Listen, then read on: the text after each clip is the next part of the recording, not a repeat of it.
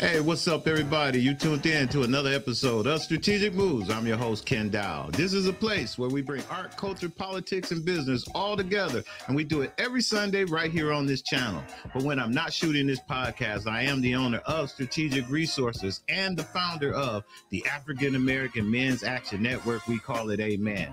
We've been doing political campaigns, government relations, and public relation work right here in Ohio for over 25 years. Met some interesting people along the way, and we want to make your next move a strategic move. So this program gives me an opportunity to do just that. I get to bring on some of the people that we met along the way. We get a chance to sit down, talk about some of our experiences, and hopefully there's something out of that you can get that'll help you in your business or personal life. So if this sounds like something that you'll be interested in, all I need you to do is hit the subscribe button, hit the like button, and the notification bell as well, so that you will know the next time this program will be coming on.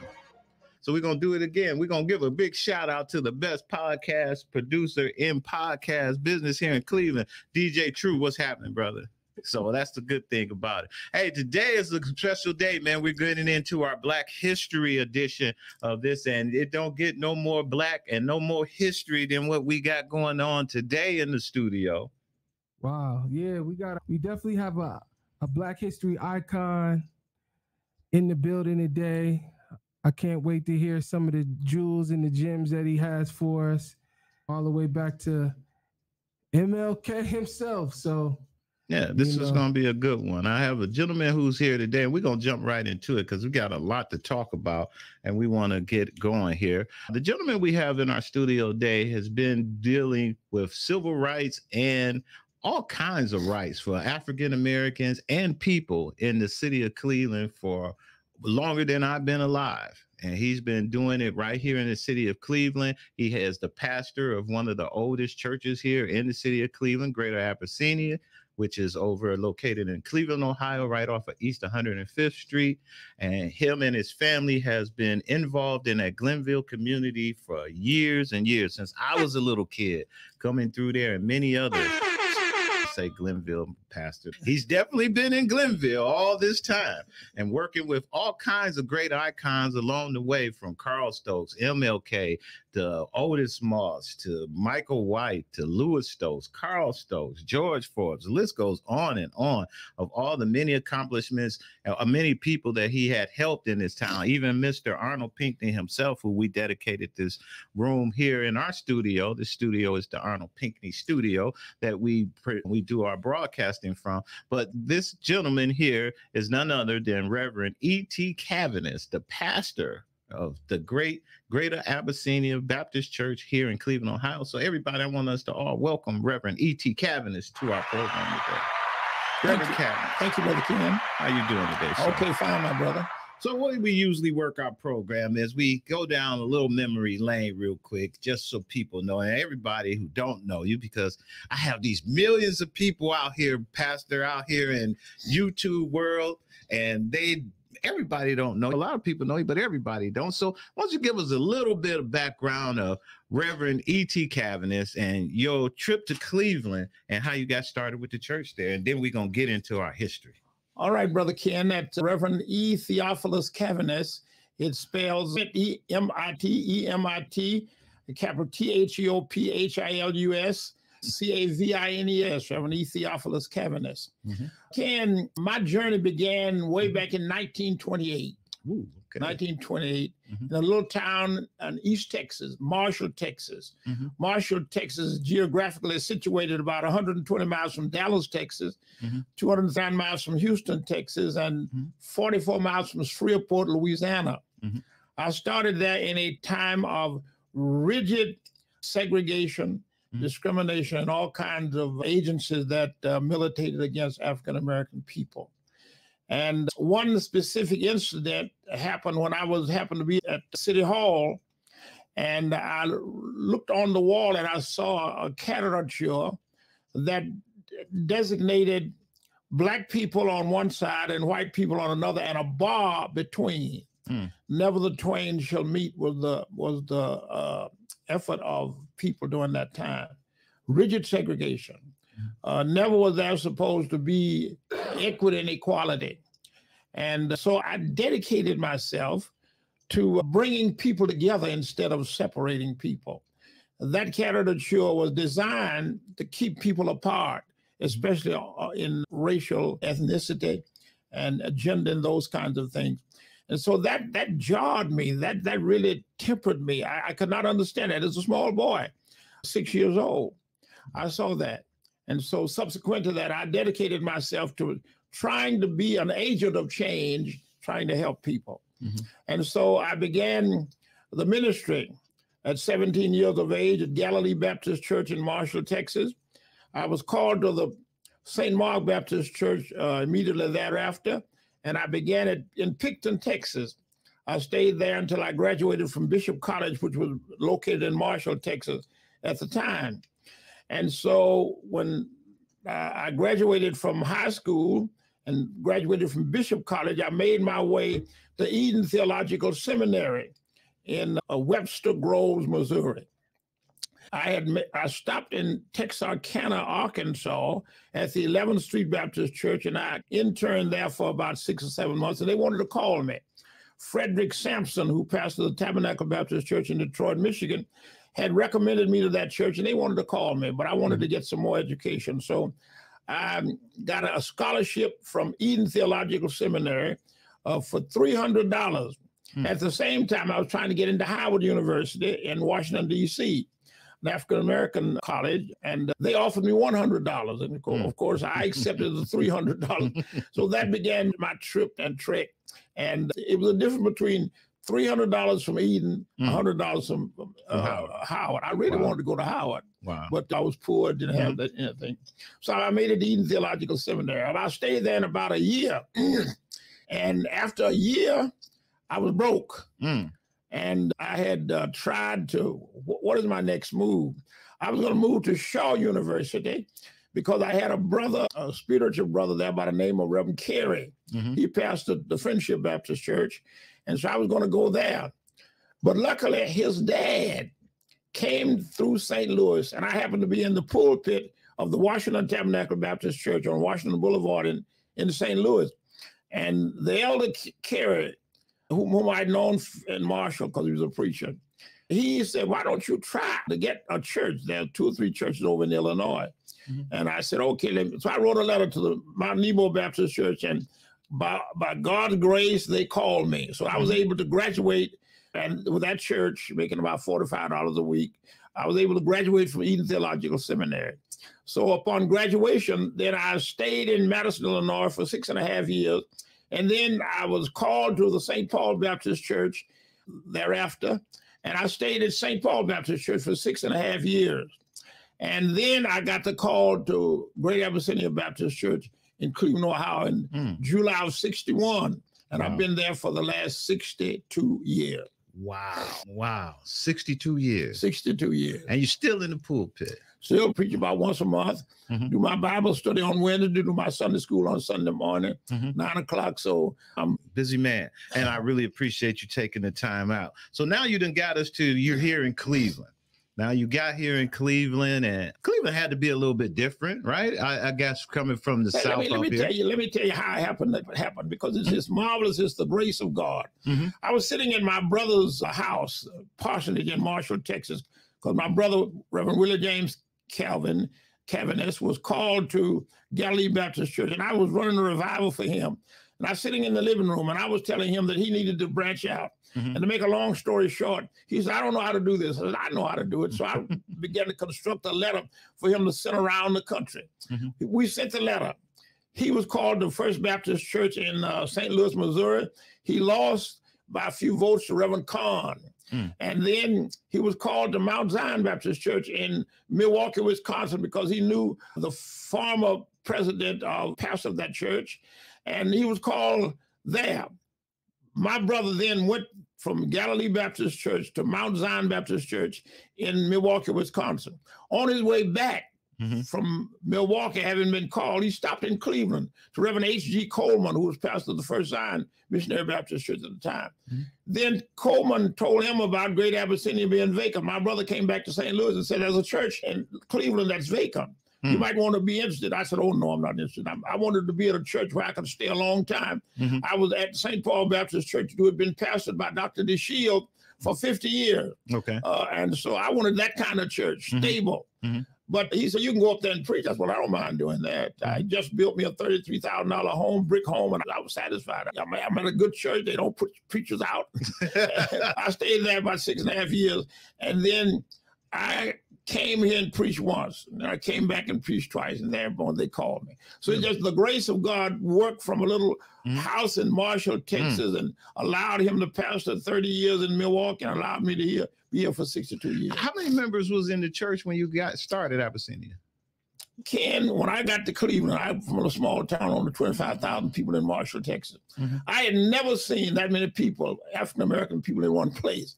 So my wife and I and my dog and my son came to Cleveland. We stopped at 105th and Superior. I had never seen that many of our people in one place. Really? Absolutely. Glenville at the time was occupied with approximately 200,000 people. Wow. Understand the transition. Now we have about 14,000. Wow. Yeah, that's what it was. 200,000 people occupied that space. It was considered the Gold Coast because the Jews were there and they had all kinds of businesses. And so we came at the tail end of that kind of opportunity. So when you got there, that Corey's was there. Corey Methodist Church was pastored by Reverend Riley. Okay. Because at one point, it was a lot of churches on that thing. Was as many churches there? And when you got there, how many churches was on that street at that time? Had about 20 churches on that street. Still was 20 churches on that street. And it was situated because that's where the bus lines were. African-Americans didn't have a lot of cars, so they get on the streetcar, they get on the bus. And you remember it was down on 30th Street, Tridestone and all of them are near that. 40th Street. St. John, and oldest African-American church in Cleveland, Allo at 50. So people began that Tridestone in the 30s with Rem Fuller and all of them on right down the street. Then we moved to 55th Street. You had Stallworth, you had Perkins, you had Boone. Then after we left 55th Street, we came to 79th Street. So you have churches there. And finally, we got out to 105. Subsequently, we were going all the way to East Cleveland and the like. But that's how we progressed. Wow. So that's where the action was, 105th. So when you got to Cleveland, you decided now you're the pastor of Abyssinia Church. And what was the political atmosphere and the atmosphere surrounding African Americans as we relate to the history back then? My political activity emanates out of my theological beliefs. And my theological belief basically encapsulates the idea that we are all God's children. And that we need to be involved, that there must be equity, inclusion, and equality and diversity. And I've always believed that. I don't believe that the church ought to be a separate institution set aside over there. The Lord tells us to separate ourselves in terms of spirituality, but never has he told us to not be a part of the overall community. And so my belief was that salvation encompassed the totality of a man and a woman, not just part of him. In other words, I don't have a soul. I am a soul, and I'm wonderfully, fearfully made. And as a consequence, my theological beliefs lead me to understand that all of God's children are precious in his sight and need to be understood and need to be recommended as totality and wholeness. And so that formulated my political, my governmental experience and my governmental sense. So I believe that I am a man, I am a total person, and you must minister to me in terms of totality, not in partiality. Give me all of what needs to happen. You want to save me? Save my soul. Don't just save my soul, save all of me. Save my food, my drink, all of that.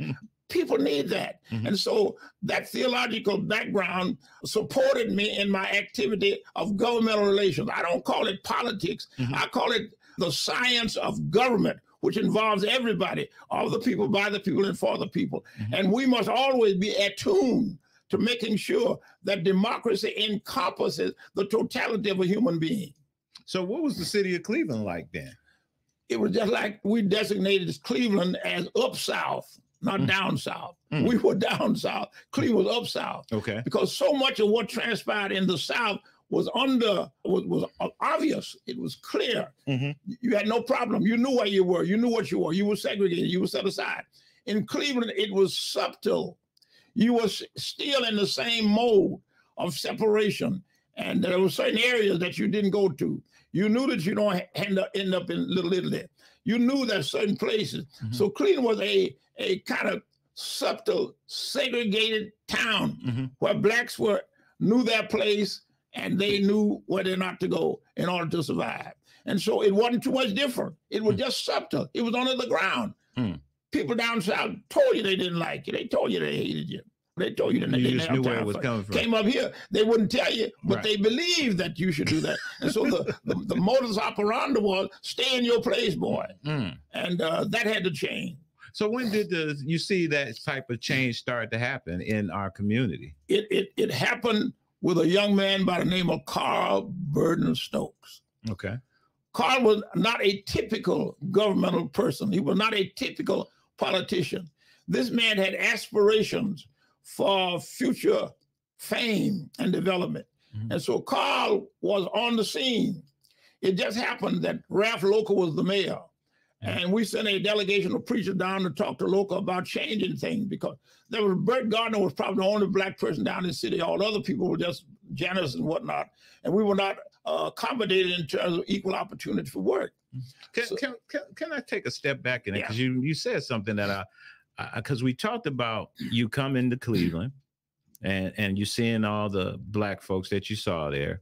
And then you mentioned a group of pastors went down to City Hall. I wanted you to just enlighten me a little bit about your involvement and getting with that group of pastors and how important the pastors were to the community to make the type of change that you needed.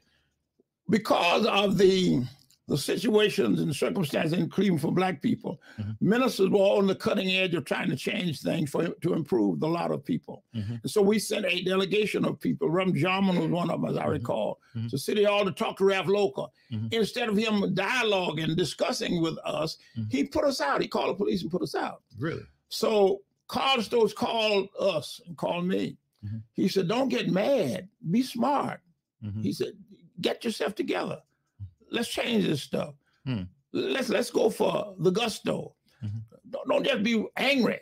Let's go for the gusto. So he began to organize. That insult, that embarrassment by the then mayor caused us to come together under Carl Stokes to begin a journey of trying to change things fundamentally here in Cleveland. Wow.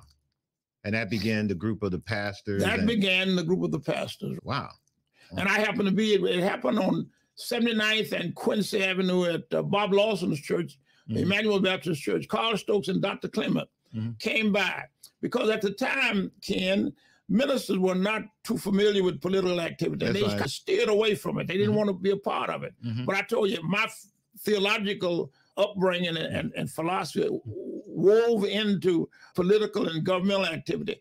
And so at that church that day with Dr. Clement and Carl Stokes, was saying, let's get this together. Let's change this thing. The ministers were quite reluctant, but I made a bold motion. I made a bold motion that we, the ministry of Cleveland, African American, and anybody else who wanted to join us, would join Carl Stokes and Dr. Clement in our efforts for him to become mayor. That took off. Wow. Ministers then got around him, and we began a journey of trying to make sure that this man would be elected. So what was the atmosphere and the times like then? Because then I tell everybody, without the use of social media and the stuff that people rely on now to get their information, you literally had to be in the place. You wanted to go to church to get the information of what's going on. When they call community meetings, it was important that you got there to get to hear those kind of things. Take us a little bit back on that and building that up in Cleveland. The church, the black church, the African-American church, the church in particular, in the black community, has been the instrument, has been the most potent, the strongest force for improvement and aiding the efforts of African-Americans to gain freedom and equality. The black church has been the strongest institution to ferment that kind of activity. And so being together, all of us coming together, we were able to change the paradigm and understand for the first time that we either go up together or we sink together. So then the ministers then coalesced with Carl. And as we've just done not too long ago, we began making sure that we would get out in the community. And that's where Dr. Martin Luther King comes into the equation. We invited Dr. King to come here to help us. And that sprang the kind of activity that you saw all around the nation, and especially here in Cleveland, to gain political momentum and success here in Cleveland. Let me give some political insight on what they call it, the urban legends and stuff about that.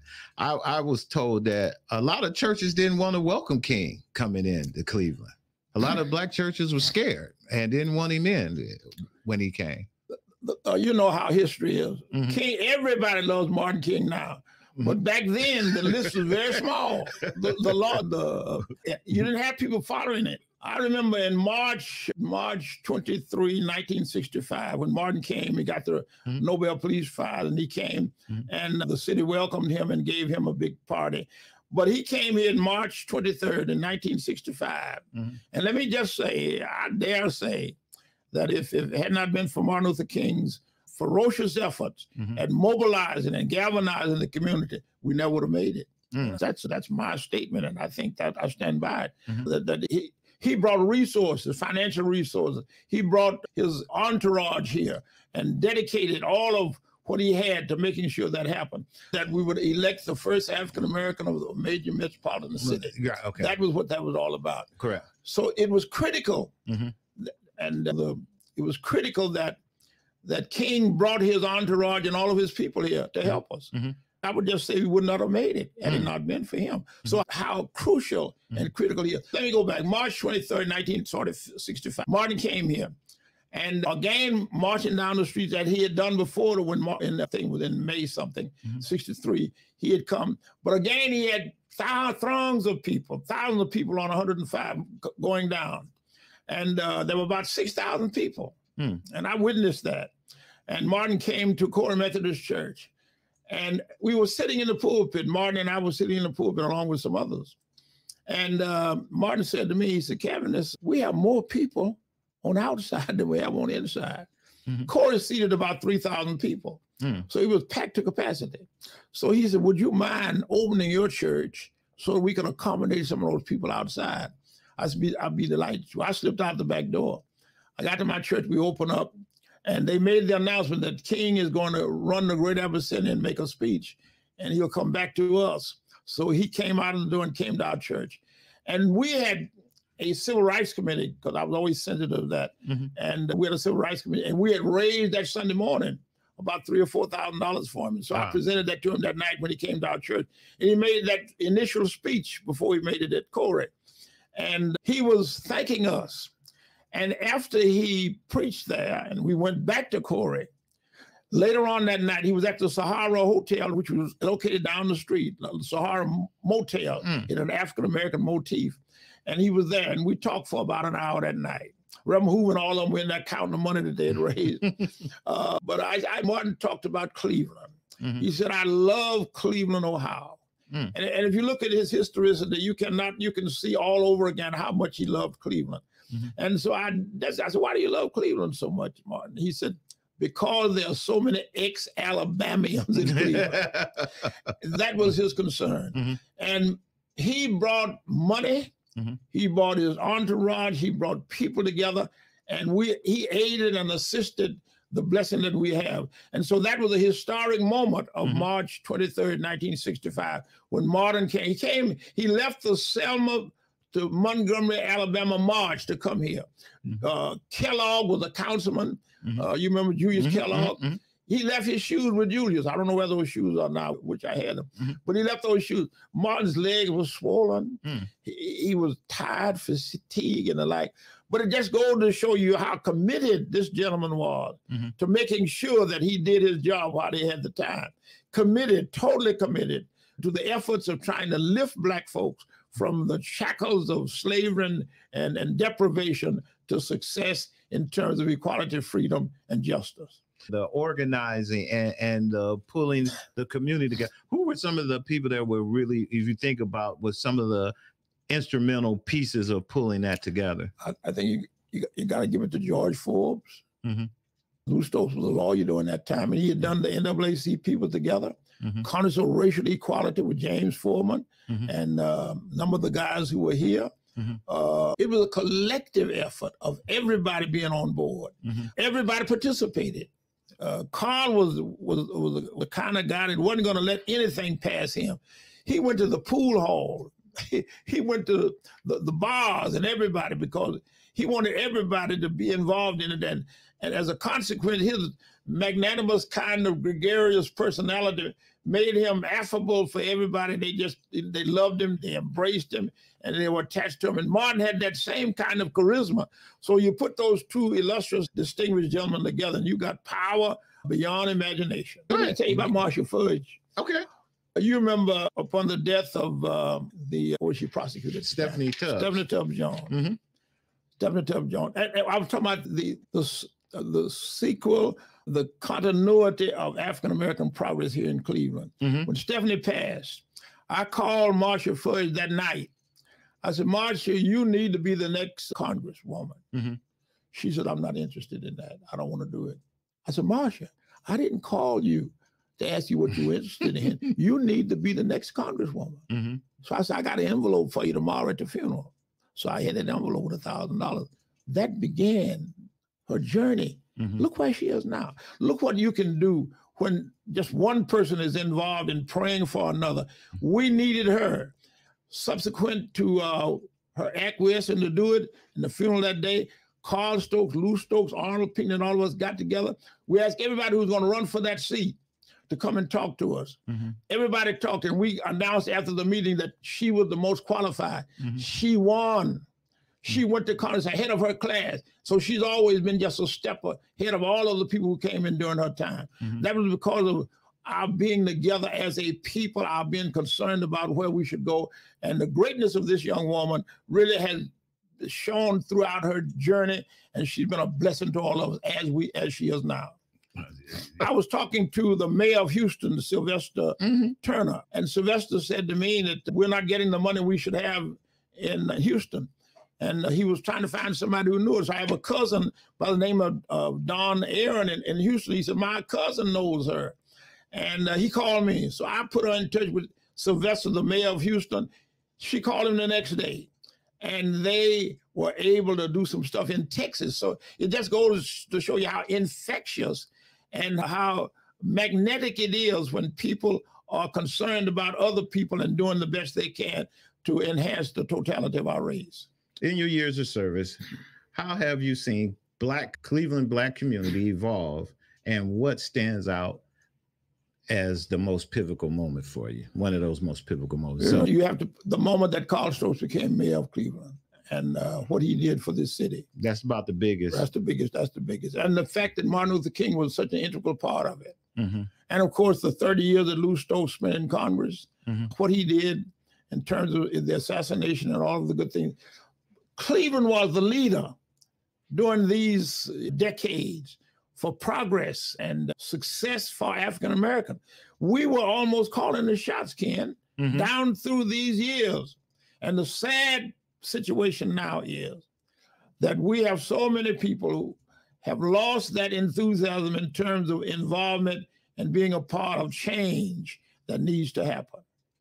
Could you talk to us about a moment when you felt that the tide was turning for the fight for equality in Cleveland? Outside of the Carl, when was another moment that you really, because Carl had to be a moment where it turned, and it's been constantly turning as we go. So in your journey through this, can you give us another moment of when you believe you felt that it was turning? I think the 16 years of Mayor Jackson, the epic years of Michael White, brilliant, stalwart giant. Talk about the Mike White years for a second, and what his years was. That was a pivotal moment in our community, I would say, because we had two giants going at it. You had the George Forbes, who has been around, and he had a remarkable career, and then you had the young up and coming Mike White. And that was a campaign that divided the Black community right down the middle. Virgil Brown was the councilman in Ward 25. Mm-hmm. When Virgil left, I think he went to another job in the state. Mm-hmm. I became the councilman. George mm-hmm. Forbes enlisted me. I would have never run for political office. Mm-hmm. George asked me if I would come. So George asked me if I would become the councilman. So I became the councilman and in the city council. I sat there for 6.5 years. Really? Yeah. And when George realized that I needed to be out there, he put me out. He wouldn't give me any more money. And so I lost after 6.5 years. Uh-huh. I was not the politician that they wanted, and so mm-hmm. George wouldn't give me no money, so I lost it by about 50, 60 votes. But George was running things, of course, for the last mm-hmm. 30 years. Mm-hmm. George was the power down at mm-hmm. City Hall. Mm-hmm. So I sat there, and so the next day that I left council, I got a call from George Victor Voinovich. Okay. George Victor Voinovich said, "Reverend Cavaniss, you're too important to us. You got to come and be a part of my administration." And so I went down, I became a project director for about 6 months. Mm. And subsequent to that, he asked me if I would come to his office. So he brought me from the basement of City Hall to the next door to him. Wow. And I functioned there for about 10 years. Really? 10 years. So in council for the Board of Zoning Appeals for 6 years, council 6.5 years, George Voinovich's office for 10 years. Then as governor, I went down there, the head of the Civil Rights Commission for the state of Ohio for another 8 years and 1 year under Seth Taft as governor. But let me just tell you, I became under George Voinovich the liaison between the mayor and the city council president. Mm-hmm. George Forbes over on the left side, mayor on this side. Mm-hmm. We had some momentous, turbulent moments during that time. Mm-hmm.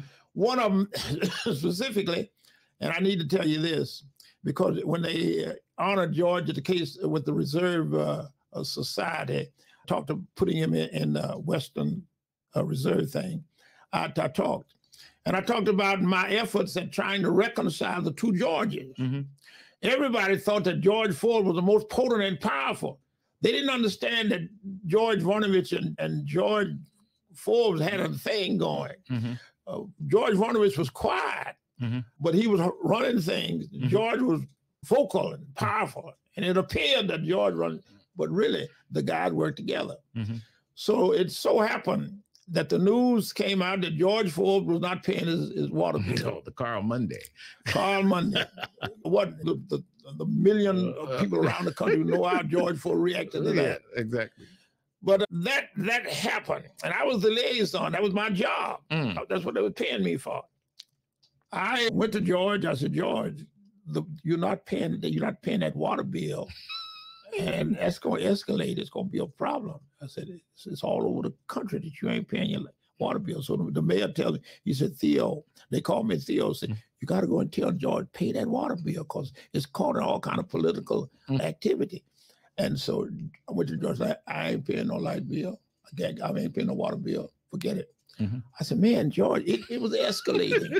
It was escalating. Now, that's my job, to keep peace between you. So the mayor said, go over there and tell him I want to pay that light and then water bill. I went over there. And what George told me is something of what he told Carl Monday. I went back to the mayor. He said, what did he say? I said, Mr. Mayor, it's unprintable and unutterable. I am not going to try to tell you what he said. Right. And I said, I ain't going back over there. And I'm a pastor. Right. Kenn, it was so volatile. Mm. George was determined not to pay it. Mm. The mayor said, you got to pay it. Mm. So that was going to be a monumental, controversial moment. So in order to alleviate the pain of what was going on, I slipped over to the water department and I paid that $400 and some odd bill, right? All of a sudden, the bill had been paid. Mm-hmm. It wiped everything clean. It washed down. Mm. That's how quickly it was. Wow. So when they honored George at the Western Reserve Society, they asked me to speak. And I told George, I said, George, you owe me $400 some odd. I said, now, I know you're a millionaire now, super millionaire, right? You're a rich brother. And I said, you need to pay me my money. Cause he said, you pay. I paid that water bill. It was part of my job, but I wasn't going to let my job go up on me. Boy, he died laughing. I said, now that you're rich, you ought to pay me my $400 for that water bill. All these years. George, I think between you and me and the gatepost, Mary was supposed to pay that bill, and George didn't know anything about it. So George going to protect the integrity of his wife and his family, and he wasn't going to let nobody. So that's how Carl Monday got caught in it. Wow. And he bore the brunt of George's mouth. Oh, that was a classic. That was a classic. They still play that one out there, and they got Fannie Lewis in it. Everybody was in it. It had millions. It's been told millions of times. You'll have some by noon once. Give me some regular. George, you got 1 second? Just want to ask you a question. We do a story on tax collecting overdue bills for the city. You notice the number of councilmen haven't paid their water or sewer bills yet. Cash flow problem. Is that why you haven't paid yours? I didn't know it wasn't paid, but that's... Well, it's about a year since you paid a water or sewer bill. According to almost $500. It's a long ways from 2,000 I owed at one time.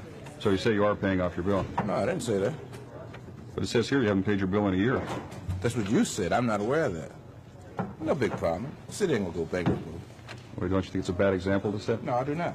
I don't have the money. You don't have money to pay a $400 water bill? I do not have the money, okay? Did you hear me? In a time of austerity, just a minute. Don't you think it's... How much you owe? Well, you have $440. I do not have the money. You say you don't have money to pay your bill. Did you hear me? But your water's still on, though, isn't it? Yeah. Well, don't you think your water should be turned off if you're not paying your bill? No, it should not be. One of these days, you're going to corner me, and I'm going to kick your ass.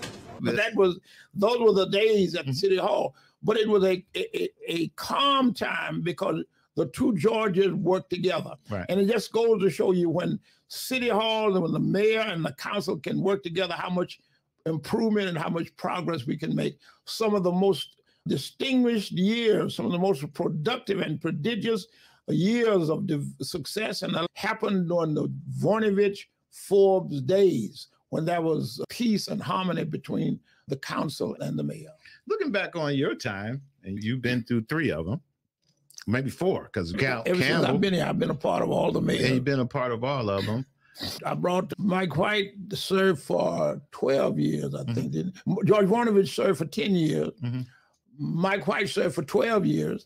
And then came Jackson. He served for 16 years, I think. So if you break them down, what were the differences? You gave me Voinovich and George. What about the Mike White years of being a mayor? What was your thoughts on his? One of the most brilliant politicians, one of the most brilliant young men that you'll ever meet in your life was Michael White. Mike was not going to run for mayor, right? Interesting. Mike White asked George, said, George, I'm going to run for mayor, but I'm not going to run if you're going to run. George said, George, I'm not going to run. I'm not going to run. Mayor White said, okay, then I'll run, but I will not run if you don't run.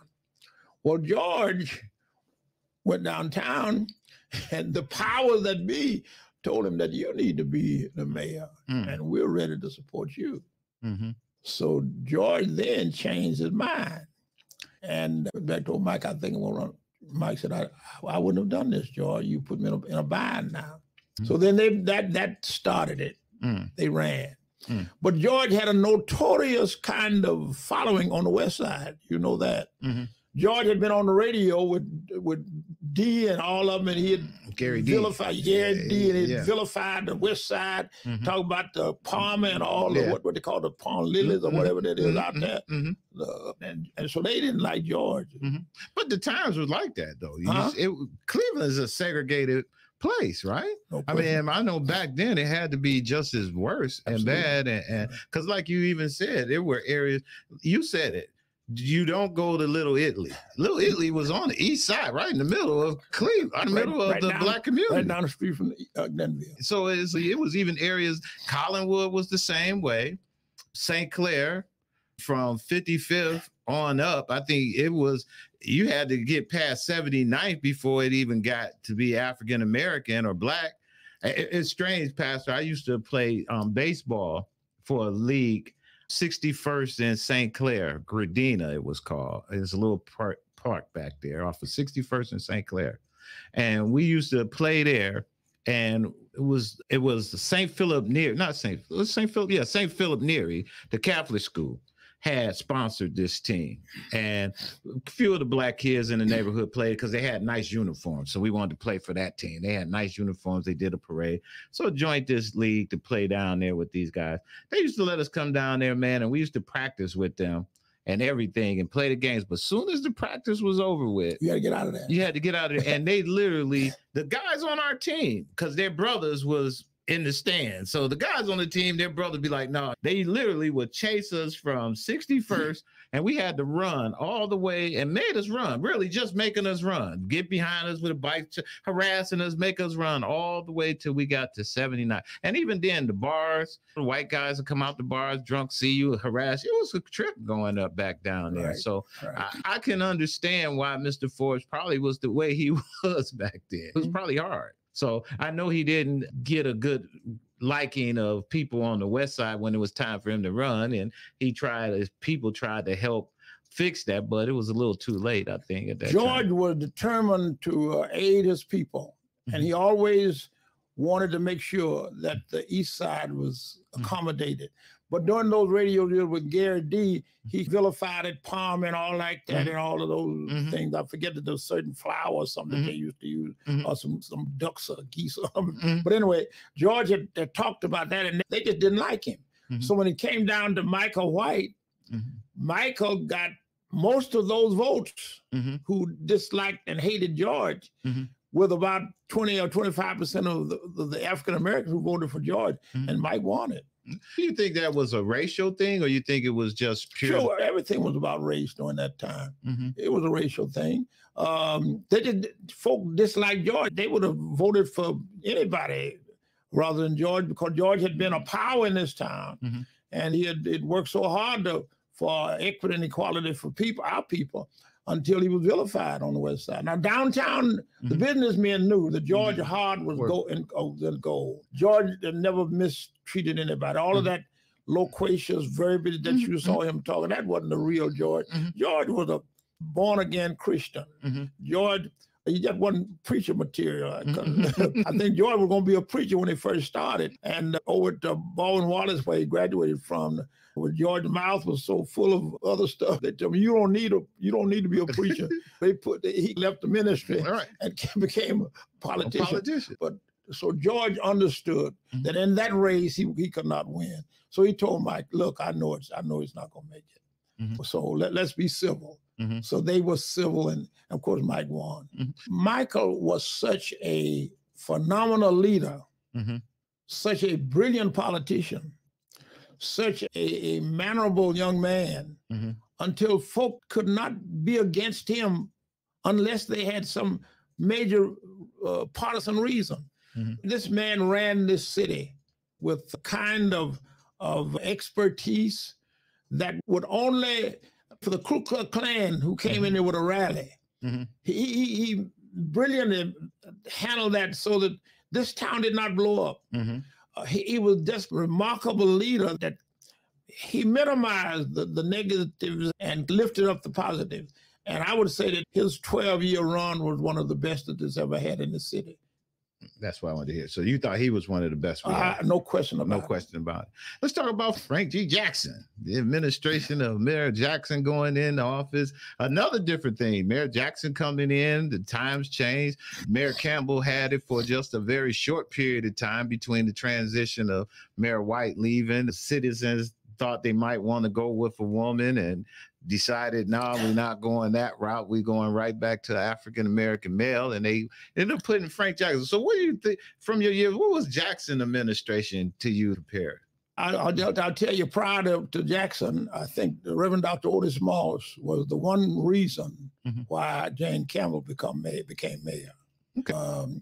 The young man from Washington, D.C., was our choice. Arnold Pinckney, all of our choice. Raymond Pierce. Raymond Pierce. Yeah, I forgot. You're right. You're right. Raymond Pierce. Right. We were all together for Raymond Pierce. That's right. One stalwart giant who had a past with Jane Campbell and Joan Campbell, who were some of the greatest people in all of the world. Jane Campbell is one of the most phenomenal people. Her mother is just fantastic for equality and justice for all people. And with all of us going for Raymond Pierce, I think the difference was Reverend Smalls, because he's a man of integrity, honesty, and he had a past with her, and she won it.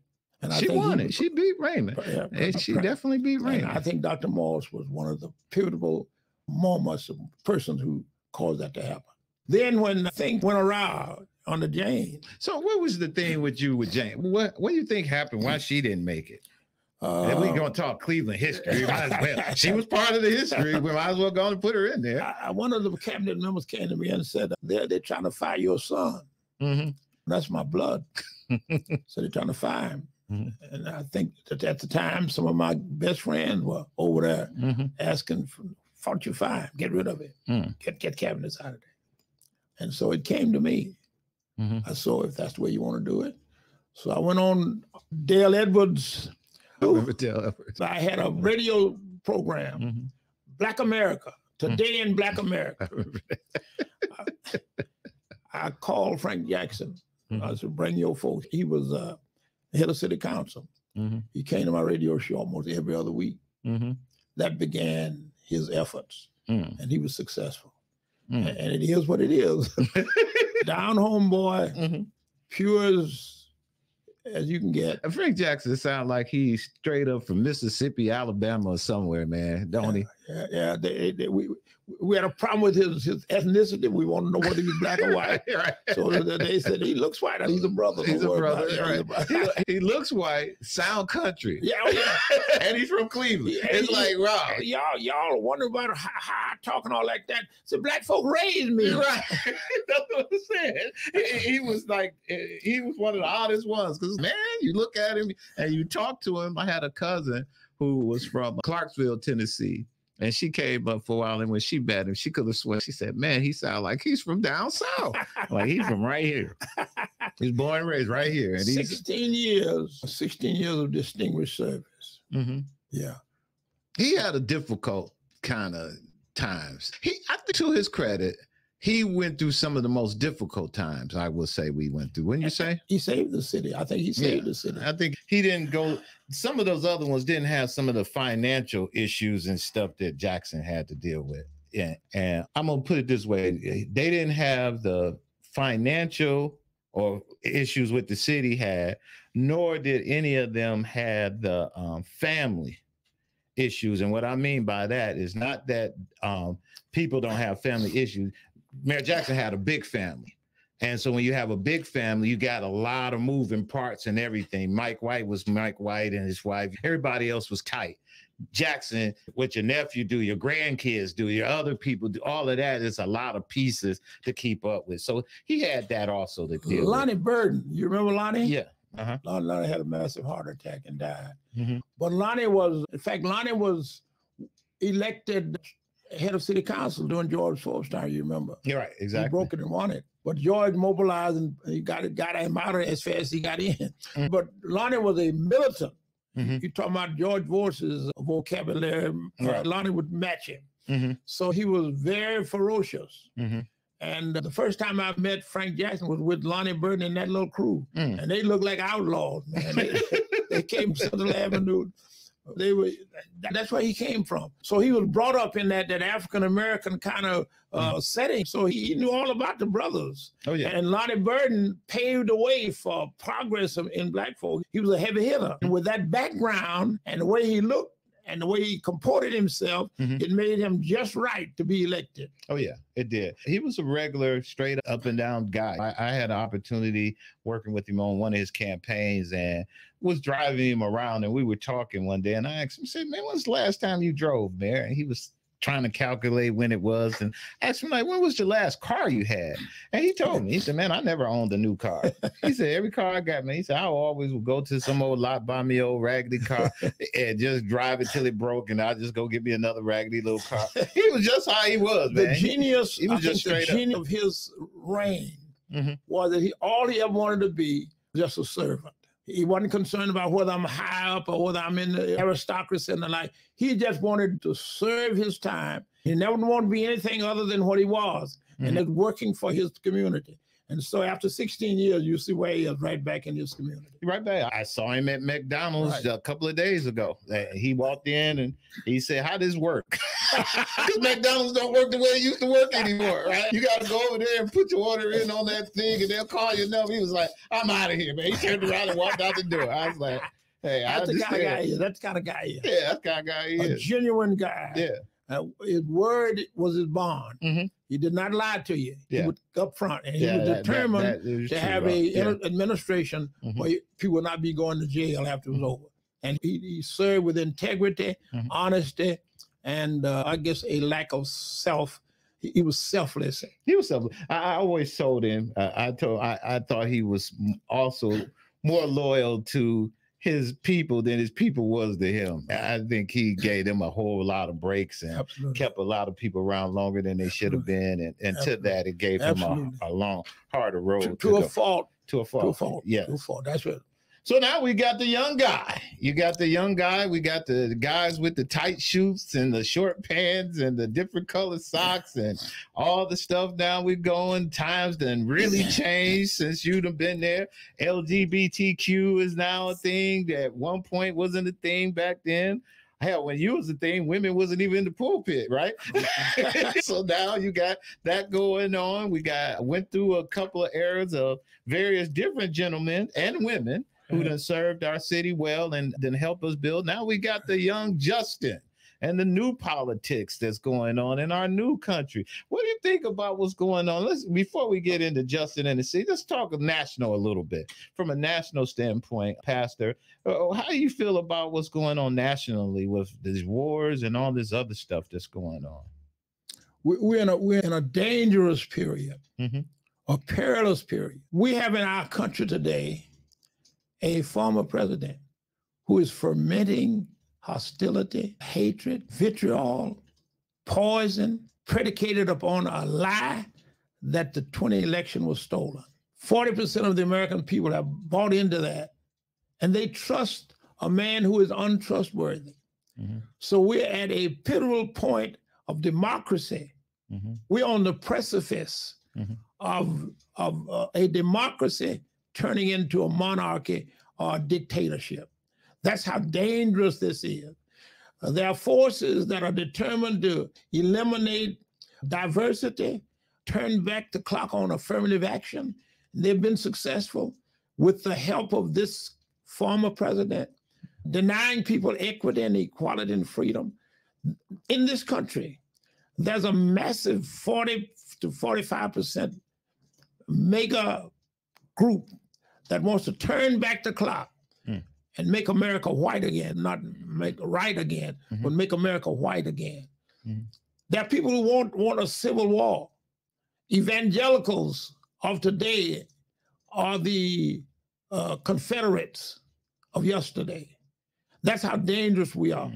So we're at a perilous moment in America. And if Black folks don't enlist in mass to make sure that we do not suffer retrogression as is pointing toward, that means that we got to go back to the Carl Stokes era of making sure that everybody, wherever you are, everybody becomes a part of the salvation of democracy, saving this democracy. If we don't succeed, if we fail in this, all of the rights that people have died for and been killed for and the like will be obliterated, and they will turn the clock back. The Stephen Millers of the world down in Atlanta with the Freedom Fund, people whose scholarship to African American in danger. You have everybody, the firing of the president of Harvard University, primarily because it's just trying to deny equity and equality. So they begin all kinds of lies. And I think all of what this is based upon lies, and I say damned lies, because there was nothing wrong with the 2020 election. Joe Biden was elected honestly, freely, without any, but this man, because he wanted to become a dictator, because he wanted to succeed himself, he wants to turn this country around. Look how long it took the 50 years of Roe versus Wade. He packed the Supreme Court. That's how dangerous we are. This man has the power to have 40% of the population based upon a lie, based upon trying to turn the clock back on equality and freedom and inclusion. So that's how pivotal it is for us to make sure that you be registered and vote, because that is the way you change things. That's the paradigm. And I think black folks are different. One of the things that Carl Stokes really advocated was that you got to become involved. You can't say, I don't like this, I don't like politics and all that. Yeah, politics control you, the government control you. You need your number, you need your social security, you need all of that. So we cannot afford to be denied. We cannot afford to take a hike. We cannot afford to not vote. So let's talk about, we was getting into this Justin Bibb and our newest mayor, because now we're going to talk a little bit about just the future and where we are as it relates to that. Northern Ohio has made so much progress under black leadership, and we're vilified across the country. The country had not ever appreciated what we started here in Cleveland and what we started in Northern Ohio. So that's been a lot of kickback from where we were. So it was important for us to maintain the kind of involvement and success that we had. So it was my thought that when Frank Jackson left, we could not afford to turn things over to people. It's our day, it's our time. You know, it was the Irish, it was the Italian, and our time. So we've got to make good use of it. So I was one of those persons who vigorously said, we need an African-American mayor. Mike White called me one day and he said, and I love him, and I think he's a master politician. Mike said, I've looked at all the candidates, Reverend, and I think Justin Bibb is the man. When I heard Mike White say that, that was enough for me. I mobilized 90 preachers, and I got them to sign up to vote for an African-American mayor. 90 preachers. And listen, Carl Stokes has a book on what is the name of it? Promises of Power. On page 259, Carl seems to have an idea that he won't be around here all at that time. And of course, he didn't necessarily say went to New York and all that. Came back, and I got to tell you about that. But Carl said on page 259, he said, there'll come a day when somebody will pick up the mantle and go forward. And I referenced page 259 in his Promises of Power as the Messiah, a young black man by the name of Justin Bibb. The rest is history. I campaigned for him, got 90 preachers together for him, and that young man won it by a landslide. So what do you think is, you hope for the future of racial equality in the city of Cleveland, working with the new leadership? And now we have not just Justin Bibb, but we have now Blaine Griffin. So now we have a African-American mayor, and we have a council president that's African-American at the same time, and things of that nature. So what's your hopes for the future? I hope and pray that we will have integrity and honesty and a sincere effort to improve the lots of our people here in Cleveland. That's the major thing that we must do. We must have accountability on the part of our leaders, and they must move themselves out of the way and work for the will of the people, and to make this the kind of city all of God's children will enjoy, as Martin said, a beloved community where we love one another, we help one another, and try to promote one another. Looking back on your journey, is there a piece of advice that you received that you kept with you all these years? I've kept with me the fact that you should never give up. Progress comes, as Carl Stokes used to say, in inches. It's little by little. It might appear that we're not where we ought to be, and maybe we aren't, but God knows, look where we've come from. Look from whence we have come. We've come all the way from slavery. I preach Sunday morning. We've come from cotton sacks to Cadillacs, and we've gone from the outhouse to Morehouse to the White House, and we used to have two people in Congress, Dawson back in Chicago, Illinois, and Adam Powell in New York. Look what Adam did when he went for Eisenhower and the like. And I had that brother when I was in East St. Louis. I had him to come speak for me. And he brought the house down after he sipped a little scotch. He brought the house down. Now, 157 people have occupied the Congress.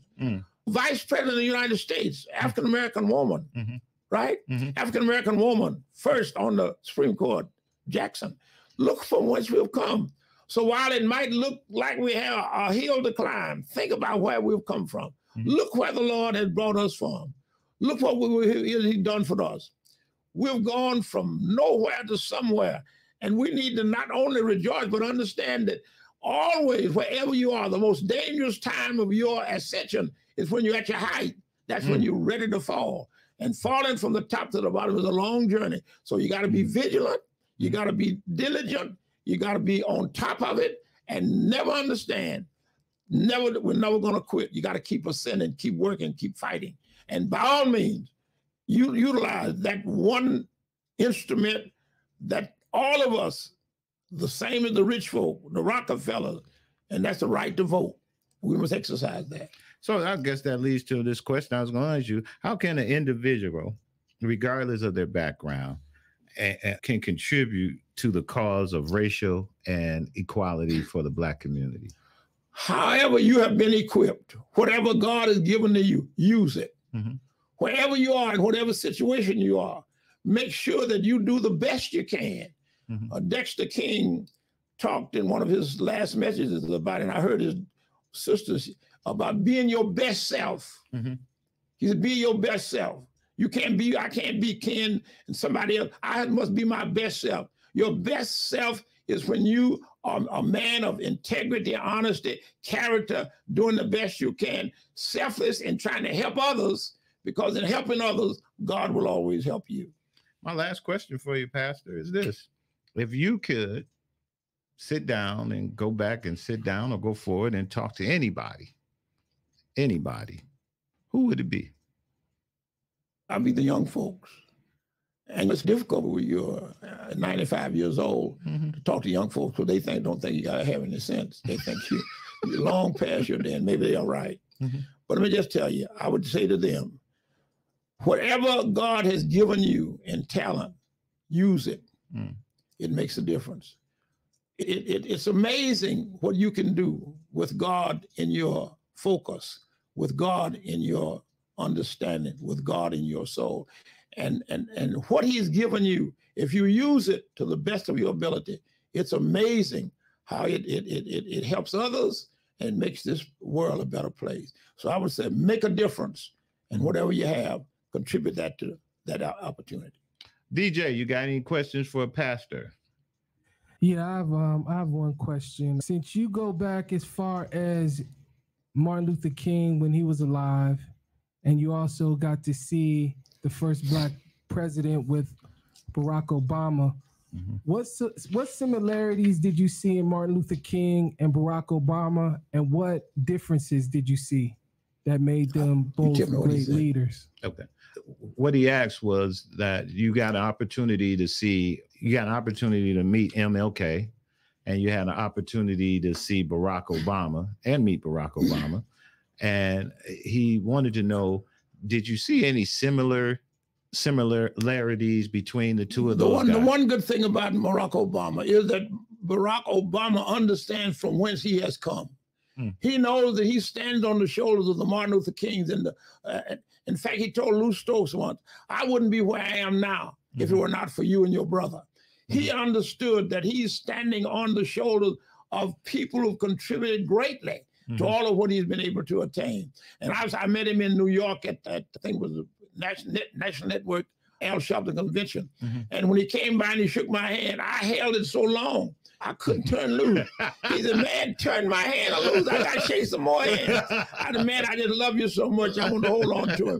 I want to hold on to him. All of us want to hold on to him and Michelle. Right. They've been such a blessing to all of us, a blessing to this democracy, a blessing to this country. But then meeting people like that, and to meet Martin Luther King, you've never met a man more humble. I met T.D. Jakes, a humble man. I met so many great people. Martin King stood on top of it. We have a Martin King here, Dr. Otis Small, a tremendous man. To be able to shake hands and to hold the hand of these illustrious and distinct. Martin was a down-to-earth, brilliant remarkable, phenomenal individual, magnanimous, gregarious. He was just something to behold. And to have had the blessing of being able to walk with this man and talk with him and to be blessed by him was out of this world. And I just thank God for the privilege of utilizing my time in my life to make sure that all of God's people are able to enjoy some of the fruits of what he gives to us. Excellent. Pastor, what we do when we close out our program, we give you an opportunity to look right here into this camera, and you can take your time, man. Whatever is on your heart, whatever you would like to say. This is our closing out. If you want to leave remarks to the good people of Cleveland about anything that's on your heart, I'll let you do that. And so you take your time and go right there. You look right in there. Ken, let me first of all say how blessed we are to have you in our city. And the historic accomplishments of your distinguished life has meant so much to us. You've been there for us. You've been there for the people. And I cannot help but bless God to know you and to have this opportunity to say thanks to you for all the good work that you've done down through the years. You've been on the job. You've touched so many lives, and you're still working and doing God's business and God's good thing. And I want to commend you for it and pray that God will speed you and protect you. You and your family mean so much to us. And thank you for what you've done for me and all the rest of these folks. I appreciate that. Really, thank you. That's it? That's it. That's all you want to say? That's it. That's all I want to say. Oh, that's it then. All right. That's all we got for Reverend E.T. Cavaniss on our program today. Again, Black History. Reverend Cavaniss is a brilliant individual. All the links and get in touch with Reverend Cavaniss at his church, and the services will be in the description as well. So when you click on the description, you'll be able to see how you can hear more about what he's doing over at Greater Abyssinia and how you can get more about Reverend Cavaniss himself. Again, Pastor, it was a pleasure having you on our program, and we really appreciate you. My honor and pleasure. Thank you. Thank you, and we'll see you guys next week. Peace. Good job, Pastor. Thank you, man.